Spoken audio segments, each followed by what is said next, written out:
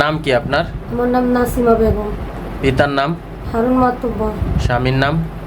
আরমান হোসেন। গ্রাম? গ্রাম লস্করদিয়া। থানা? থানা নগরকান্দা। জেলা? জেলা ফরিদপুর।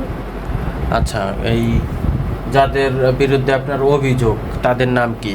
তাদের নাম, একজনের নাম সীমা, নাইম, রকি আর হইল কামাল। আচ্ছা, এরা আপনার সাথে, আপনার পরিবারের সাথে কি করে? এর আগে ওর ভাই আমার ঘর থেকে ব্যাংক চুরি করে নিয়েছে। নেওয়ার পর ওর সাথে যে ছিল সে শিকার গেছে। সে শিকার যাওয়ার পরে ওরা ব্যাংকে থেকে টাকা দিছে আমার হাতে, কিন্তু ওই যে চোর শব্দ হওয়ার পরে মানে ওই সূত্র ধরে আমার সাথে শত্রুতা শুরু করছে ওরা। মানে ওই শত্রুতাতে শুরু করে এখন আমারে হুমকি চুমকি দেওয়া শুরু করছে। আমার ছেলেরে মাইরা ফেলবে হুমকি দিতেছে, আর আমার বলতেছে এই জায়গা কীভাবে বসবাস করিস তাও দেখে ছাড়বো, আর আমাদের এইখান দিয়ে গেলে তোর বাইরে তোর মাজা তোর ঠ্যাং ভেঙে দিব।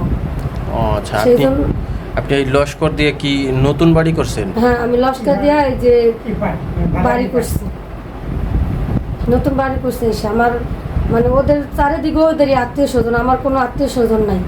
তাই আমি সবার কাছে একটা আমার যে আমি একটু নিরাপত্তা চাই।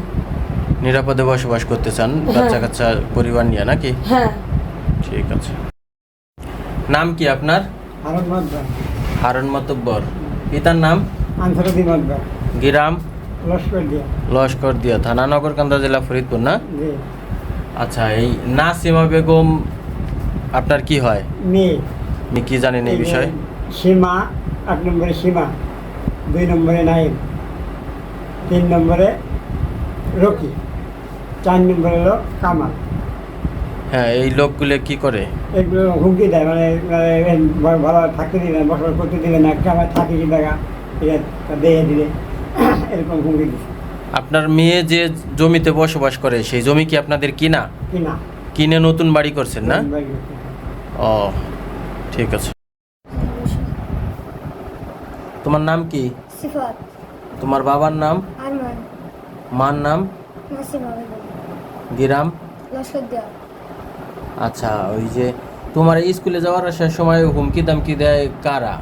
ইয়ামিন আর ওর বোন ওর বোনের নাম কি? সীমা। ও, কি হুমকি দেয়?